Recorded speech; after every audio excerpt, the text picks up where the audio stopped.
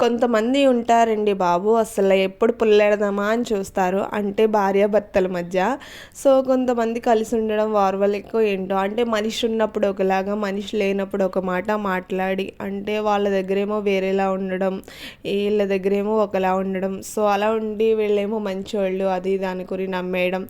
ఇవన్నీ చూసినప్పుడు చాలా చిరాకు అనిపిస్తదండి. ఏదైనా ఉంటే మొహం మీదే చెప్పాలి, మొహం మీదే మాట్లాడాలి. కానీ అవతల వాళ్ళ దగ్గర ఒక మాట మాట్లాడి, మన దగ్గర ఒక మాట మాట్లాడితే చాలా కంపరంగా ఉంటది.